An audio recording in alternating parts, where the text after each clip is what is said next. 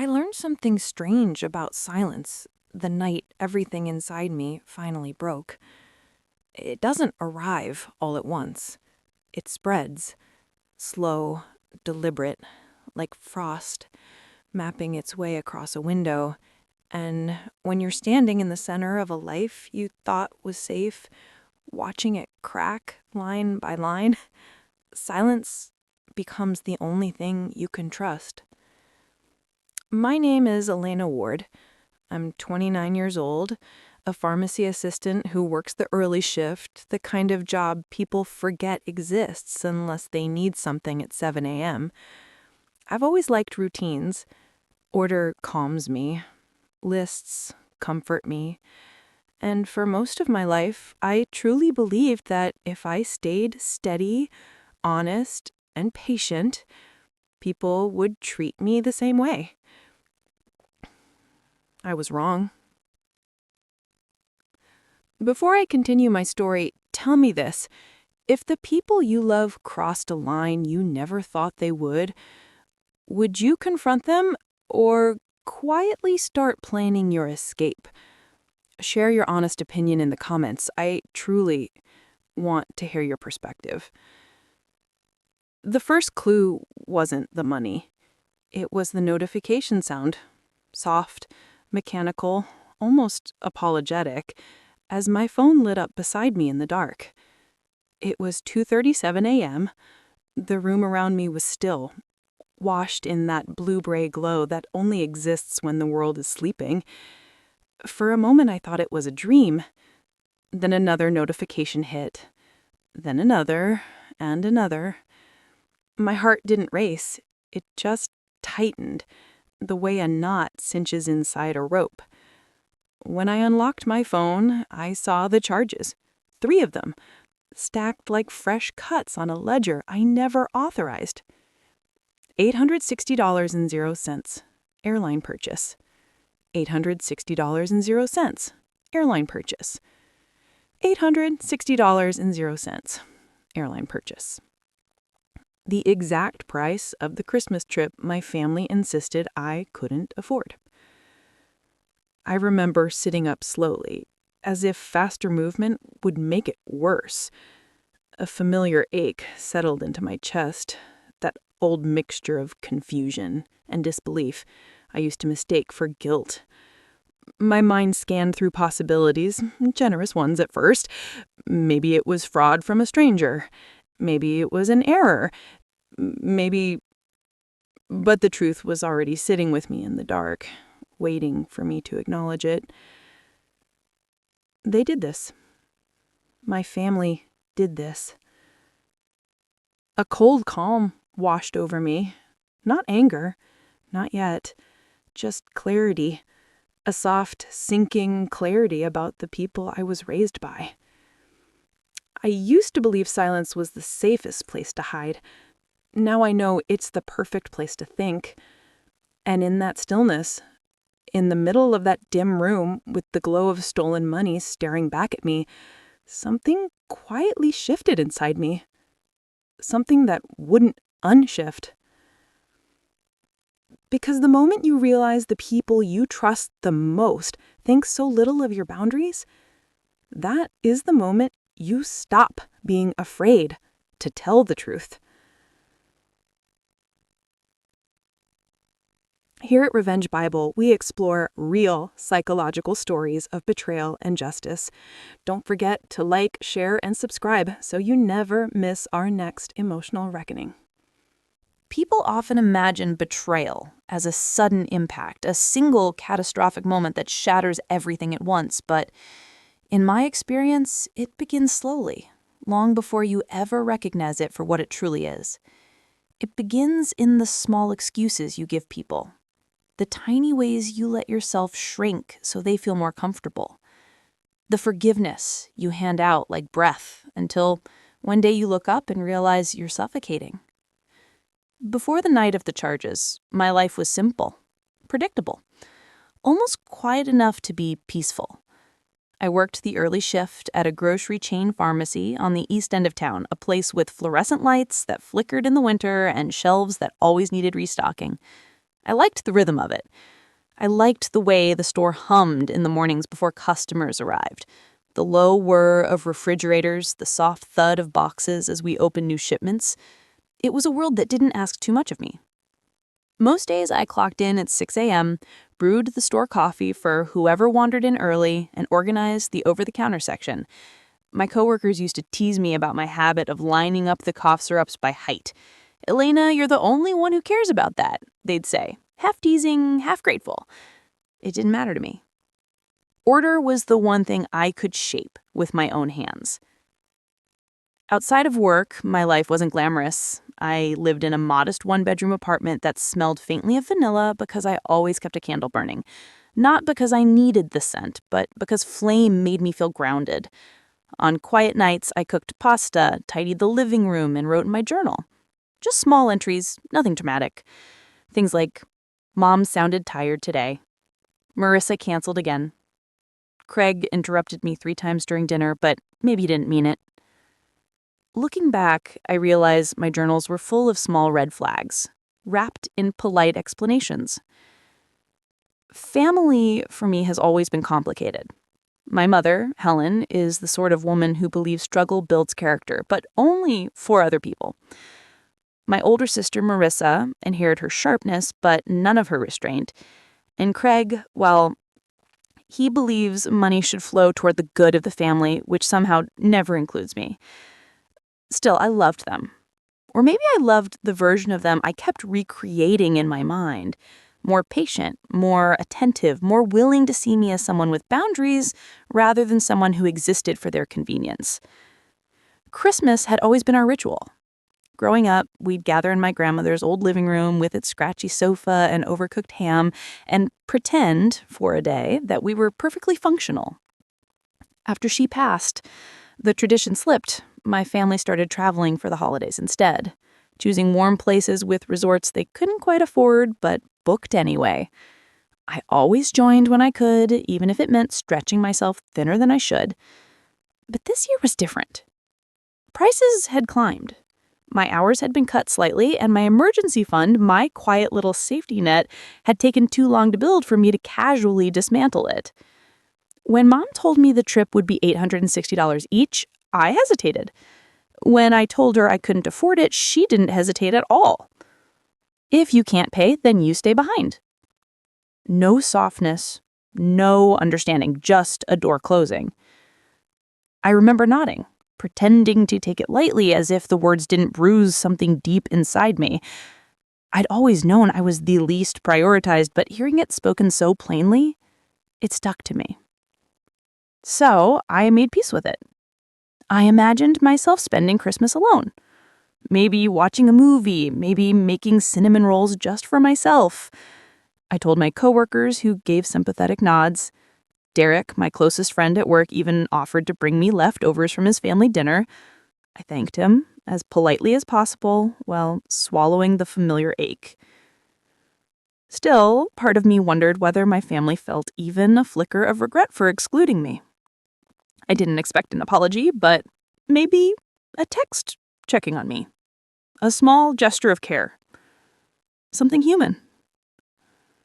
But instead, they sent group chat photos of shopping bags and luggage. "Getting ready for the trip. Hope it's not too cold back home, la la la." I responded with a thumbs up emoji. Silence felt safer than saying what I really felt. In the days leading up to that night, I kept my head down. I stocked shelves, I picked up extra shifts, I journaled, I breathed. I tried to convince myself that I was fine because what else was there to do? Looking back now, the signs were all around me. The strangely specific questions my mother had asked about my bank app, the casual way Marissa had mentioned borrowing things in the past, in the way Craig had once joked, "If you ever go missing, we all know your pen." I laughed at that joke. I wish I hadn't. But the truth is, betrayal never begins with a grand gesture. It begins with a pattern. One you're too close to see until the damage is already done. And by the time the night of the charges arrived, the pattern had already woven itself around me, quiet and tight, and almost invisible. I just hadn't opened my eyes yet. Betrayal rarely announces itself. It creeps in through the smallest cracks. Your trust, your habits, the ways you believe people will behave because they're family. But the night everything unfolded, my betrayal didn't creep. It landed. Precise. Calculated. Almost surgical. I remember the way the cold air felt when I swung my legs out of bed after seeing the charges. The floorboards under my feet were icy, grounding me in a reality I wanted so badly to deny. Outside, somewhere far off, a siren wailed faintly against the quiet city night. Inside, my phone screen glowed with proof that something intimate had been violated. 3 airline tickets, 3 identical charges, 3 signatures of entitlement. I sat there staring at the screen, refusing to blink. Part of me still wanted to believe it was fraud from a stranger. But then the 4th notification slid across the top of the screen. One I didn't expect. A login alert from my banking app. Someone had accessed my account from a device I didn't recognize. My stomach dropped. Not dramatically. Not with panic. It was a slow, heavy drop, like an anchoradine lowered into deep water.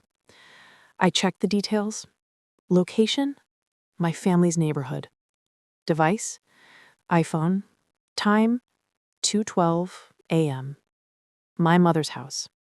Where my mother, my sister, and my stepmother were all together, packing for a trip they told me I couldn't afford. The realization didn't come with screaming or shaking hands.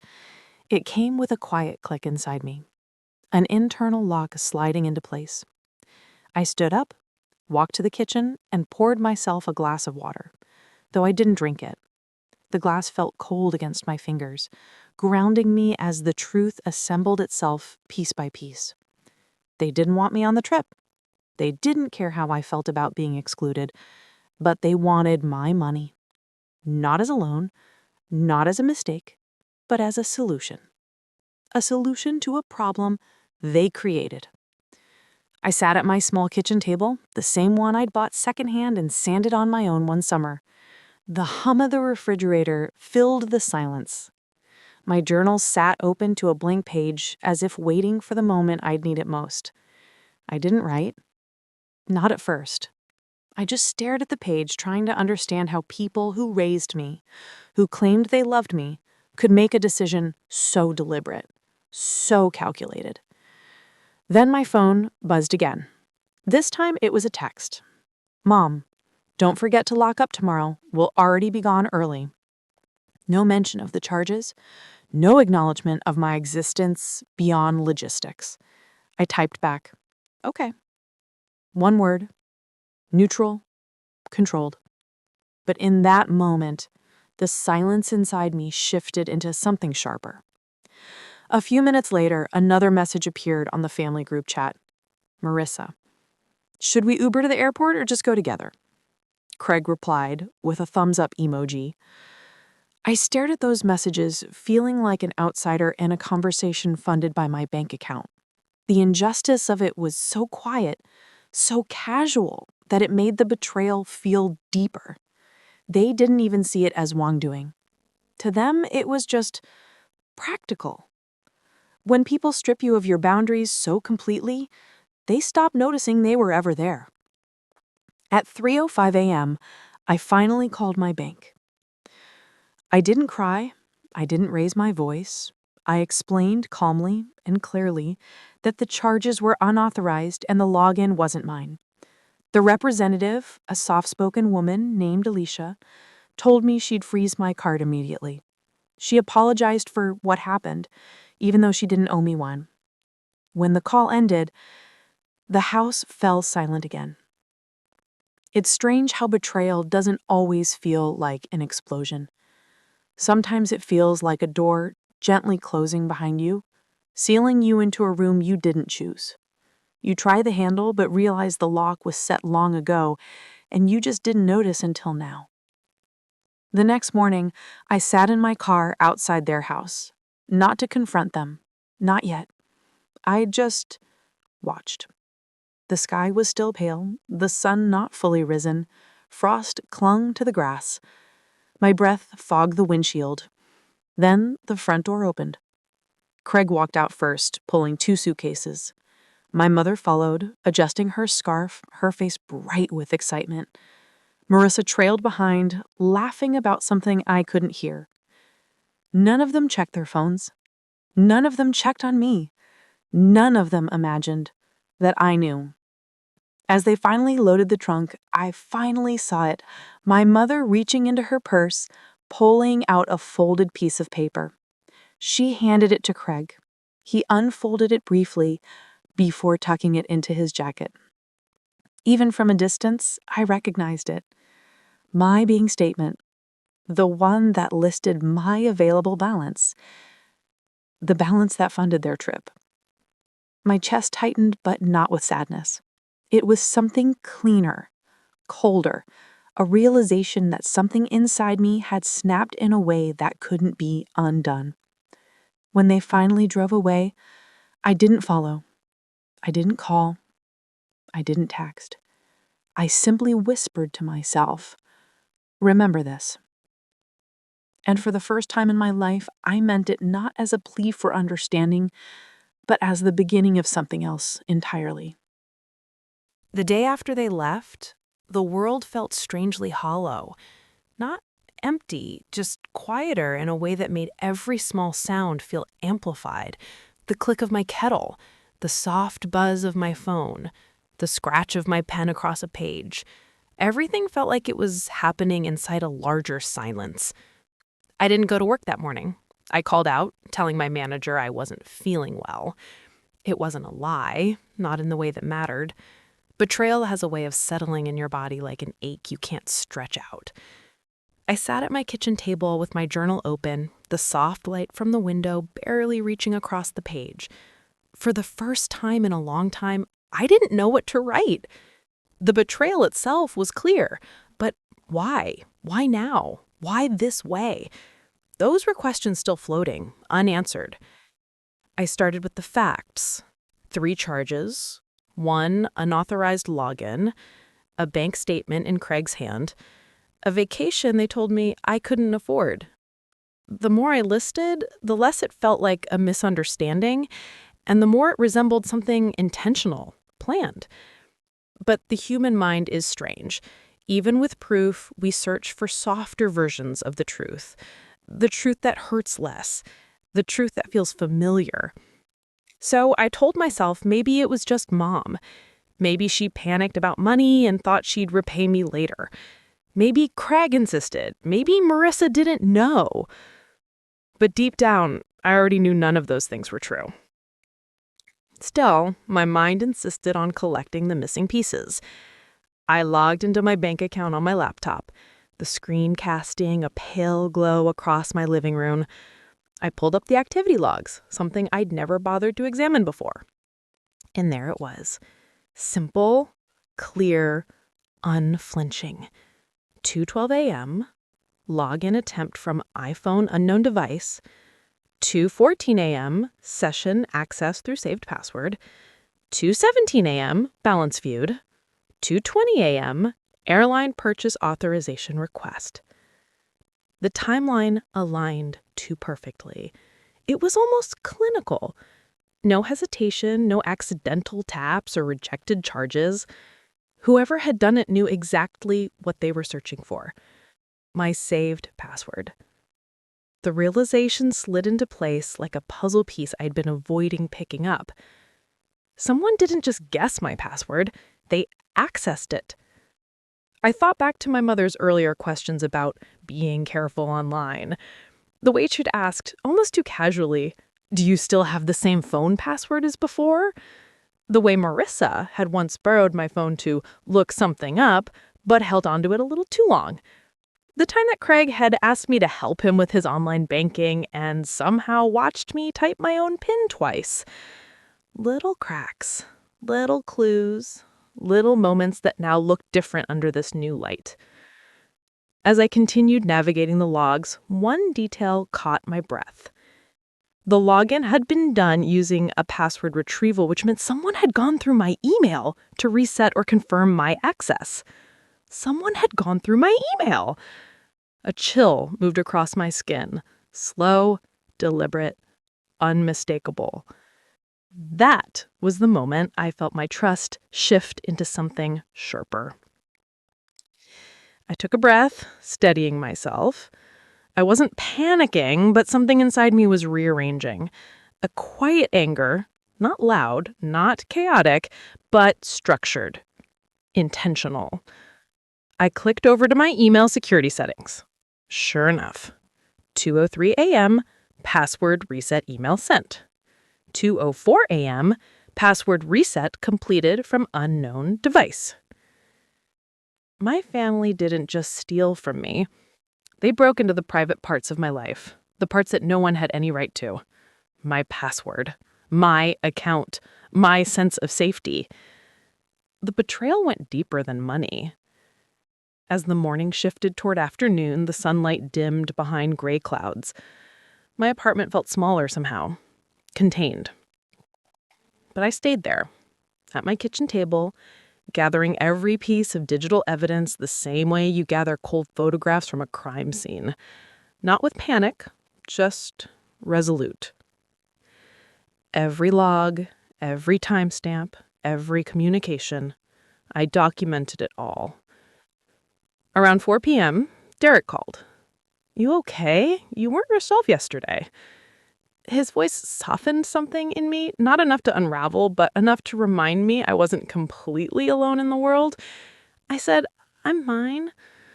Just dealing with something." "You want to talk about it?" "Not yet. Not until I understood the whole picture myself. Maybe later." And he didn't push.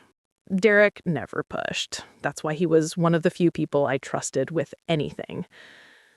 After hanging up, I opened my journal. Still blank, but this time I knew exactly what needed to be written. I wrote everything. The charges, the login, the suspicion, the truth. My handwriting was steady, almost unnervingly calm. I think I needed the ink to confirm that I wasn't imagining any of it. Once I finished, I read over the pages slowly, twice, and for the first time I understood something deeply. This wasn't an impulsive act by people who made a poor decision. This was a coordinated choice by people who believed they could take from me without consequence, because I had taught them I would adapt, I would forgive, I would stay quiet. But something changed inside me as I pieced it all together. Not a snap, not a break, just a shift, like the ground settling after a long tremor. A silent decision forming. I wasn't going to confront them emotionally. I wasn't going to plead or argue or demand an apology. I was going to find out every detail, every intention, every lie. Then quietly, and on my own terms, I would decide what justice looked like. And this time, I was going to make sure they finally understood the one truth they had always overlooked. My silence was never weakness. It was observation. Planning revenge doesn't feel the way movies portray it. There was no adrenaline rush, no whispered promises of retribution in the mirror. For me, it began with silence. A long, still quiet, where I let my heartbeat settle into something steady. Because clarity doesn't come from rage.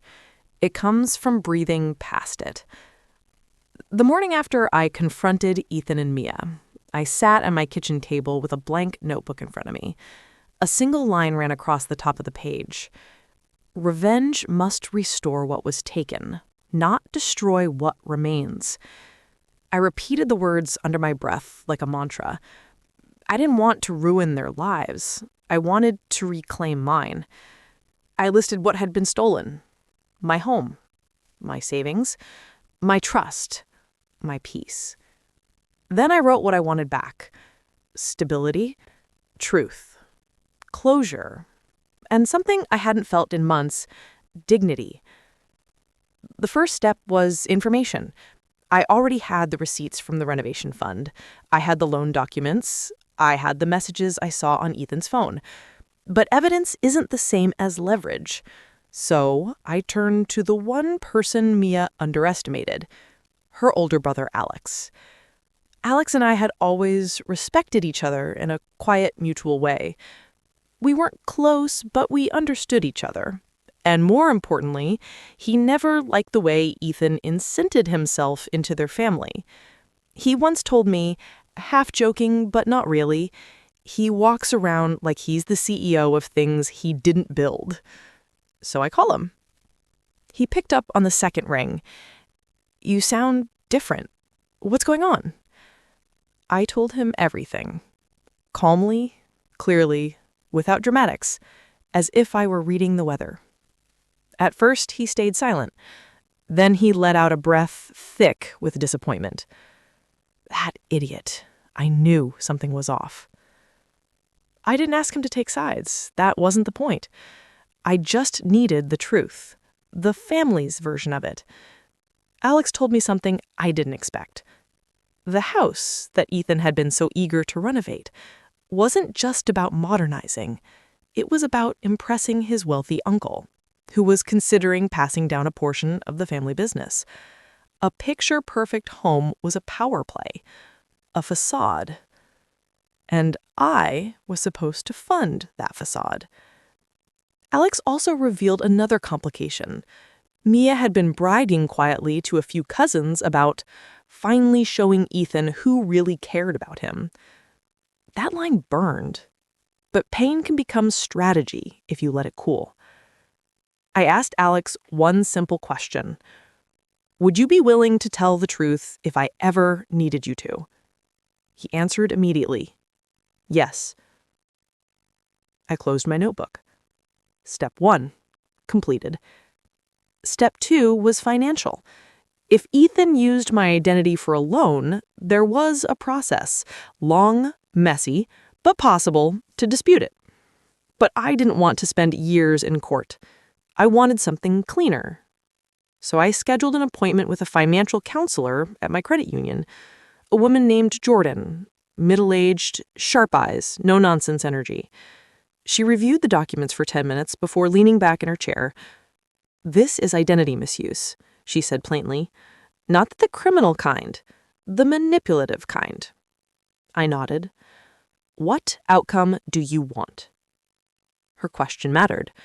Revenge without direction is chaos. I told her I wanted my money back, my name cleared, and documentation that Ethan accessed the funds without my consent. She pulled out a form. We can open a formal dispute. It won't be immediate, but it creates a legal trail. Combine that with evidence of coercion, and you have leverage. The word again. Leverage. Not revenge. Not punishment. Leverage. I left the building with a folder tucked tightly under my arm, the first solid tool in my arsenal. Step 3 required patience. Revenge isn't loud. It's not impulsive. It's preparation disguised as normal life. So for 3 weeks, I behaved as if nothing had changed. I went to work. I answered messages from friends. I stayed quiet online. I didn't confront Ethan again. I didn't block Mia. I didn't tell anyone beyond Alex and Jordan. Silence is a tactic. People reveal more when they believe the storm has passed. And they did. Ethan sent messages filled with half apologies and deflections, as if his betrayal were an inconvenience instead of a choice. Mia posted overly curated photos of family dinners trying to project unity. Both of them wanted normalcy, but neither understood. Normal had already burned. During that time, I gathered everything: bank statements, timestamps, messages, screenshots, the witness account from Alex, and even the security email notifying me of the loan application attempt. By the end of the 3rd week, my notebook was full. Every page was methodical, calm, and clear. This wasn't vengeance anymore. It was a case file. But there was one more step. Step 4. execution. I needed a moment, a single, quiet moment that would shift the balance of power completely. I thought about calling them out publicly. I thought about sending everything to the family group chat. I thought about forwarding the documentation directly to Ethan's uncle. But eventually I realized something. True revenge doesn't need an audience. It just needs impact. And so I designed the most important phase of all, a meeting. Neutral ground, no insults, no raised voices, just truth laid out like evidence on a table. The type of confrontation where the calmest person in the room holds all the power. Before I closed the notebook, I wrote one last line. Justice is not what I do to them. It's what I reclaim within myself. If you're drawn to stories where calm turns to power, stay with us. Subscribe to Revenge Bible for more tales of justice served quietly. Revenge, when done right, doesn't feel like fire. It feels like alignment. Like a door clicking softly into place after being jammed for too long. The morning of the confrontation, I woke up unusually calm. I brewed coffee, sat by the window, and listened to the quiet hum of the street outside. Not once did my hands shake. Not once did doubt creep in. Because, for the first time in months, I wasn't reacting. I was choosing. The meeting took place at a small co-working conference room I had rented. Neutral, bright, clean. No emotional history. If anything exploded that day, it wouldn't be inside me. Ethan and Mia arrived together. That alone told me everything I needed to know. They thought they were a united front, but unexamined unity is fragile. I greeted them politely. No coldness, no forced friendliness, just presence. "Let's sit," I said, gesturing to the table. They exchanged glances, confused by my composure. They expected tears or accusations, maybe even shouting, but I knew better than to give them a familiar script. Once they sat, I placed the folder on the table. The sound was soft, but it landed heavier than anything I could have said. "This is everything," I began. "Everything you thought I wouldn't find. Everything you thought I wouldn't understand." I slid the folder toward them. Ethan flipped it open. The first page was the loan application. The second page was the bank withdrawal. The third page was the messages I had copied from his phone. And then Mia's voice notes, where she had mocked my trust, my patience, my willingness to believe the best in people. She inhaled sharply. For a long moment, nobody spoke. Then Ethan whispered, "Where did you—" I said softly, "You left breadcrumbs. I just followed them." He looked stunned. Not guilty, stunned. As if betrayal made sense to him, but accountability did not. I didn't raise my voice. I didn't demand explanations. I simply laid out 3 facts. 1, you used my identity and drained my renovation savings. 2, you lied about the project and about your relationship with Mia. 3, I have documented everything. I let the silence sit. Let it thicken. Let it make them uncomfortable. Mia shifted first. "Okay, so what do you want? Money back? An apology? What?" I replied, "Transparency and consequence." Their eyes flickered at the last word. I opened another folder, a smaller one. "This is the dispute I filed. If I proceed, your employer will be contacted, the loan will be flagged, and the family will see everything when an investigator requests statements." Ethan's mouth tightened. "Or," I continued, "you can reimburse my renovation savings in full and sign a statement confirming unauthorized access, and I will withdraw the dispute before escalation." I wasn't bluffing. I didn't have to. Mia scoffed. You think you can leverage us like that? I met her eyes. I don't think it. I know it. Then I pulled out the final piece, a signed witness statement from Alex. When Mia saw her own brother's name, something in her expression cracked. Not guilt, recognition. Family weight is heavier than legal threat. You talked to Alex? She asked, her voice thin. I simply replied, he told me the truth, and he said he'd repeat it if needed. Ethan leaned back, swallowing hard. His confidence evaporated. He wasn't the head of a household or the mastermind of a scheme. He was just a man who believed consequences were optional. What, he struggled, exactly are you asking for? I slided a single sheet of paper toward him. Reimbursement in full, within 10 business days, and a signed statement acknowledging that you access the funds without my consent. The room went impossibly quiet. Finally, Mia exhaled, defeated. Just sign it. Ethan looked at her, then at the evidence, then at me. A quiet war played out in his eyes. Pride versus reality. But reality won. He signed. No pleading, no dramatic confessions, just ink and consequence. I took the paper, folded it neatly, and placed it back in my folder. Something shifted inside me. Not triumph, not gloating, just release. As they stood to leave, Mia paused at the door. You're colder than I thought. I said gently, no, just done. They walked out, and the room felt bigger the moment they were gone. But my plan wasn't finished yet. Revenge, for me, wasn't about compensation. It was about equilibrium. So that evening, I sent Ethan's uncle a concise professional email. No accusations, no emotional language, simply, I believe Ethan's recent renovation project may require confirmation of fund sources. I'm available to provide documentation if needed. It wasn't a threat, it was a truth offered to the one person whose approval Ethan had been chasing.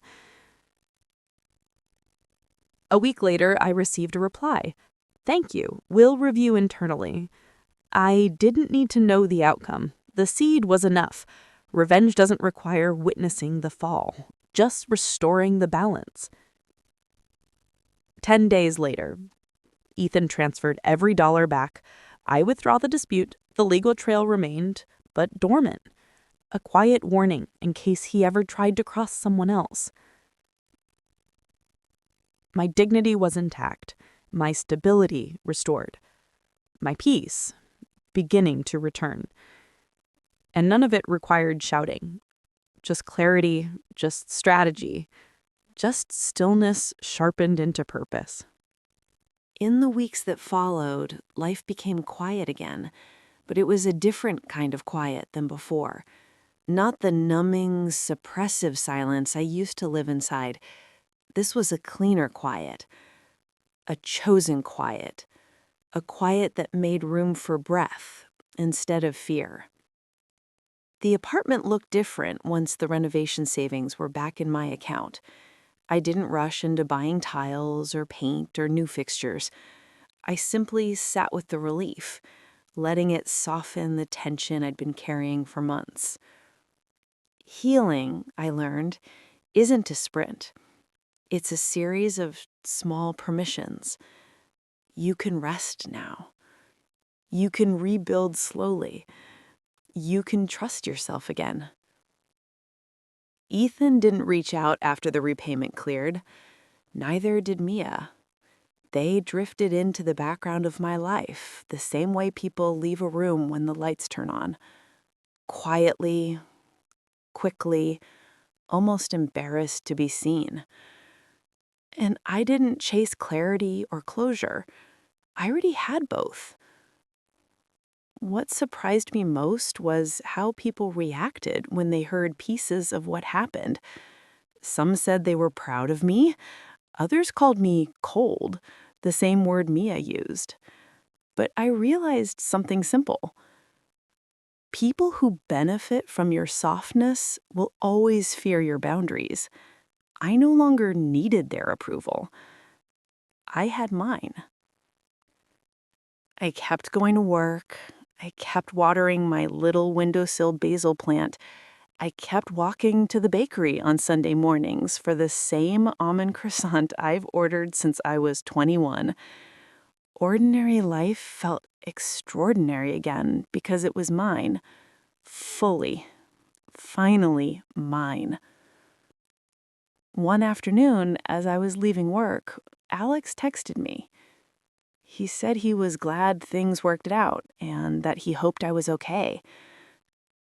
I told him I was better than okay. Not because everything was perfect, but because I was finally living without pretending. Sometimes late at night, I think about the girl I used to be, the one who apologized for things that weren't her fault, who accepted half-truths as kindness, who thought love meant swallowing discomfort. I don't judge her. She did what she knew. But I'm grateful I'm no longer her. If there's anything this journey taught me, it's this. Betrayal doesn't break you. It reveals you. It shows you the parts of yourself that were waiting to be reclaimed. Strength, clarity, self-respect, boundaries that don't bend just because someone else is uncomfortable. So I rebuilt my life slowly, with intention, not to prove anything, not to make a statement, just because I deserve to live without fear of the people closest to me. And when peace finally took shape, quiet, steady, honest, I realized that this was the real ending. Not the loss, not the confrontation, not even the repayment. The real ending was me choosing myself without apology. This was another story from Revenge Bible, where we turn pain into purpose and betrayal into balance. Subscribe and join us for the next transformation.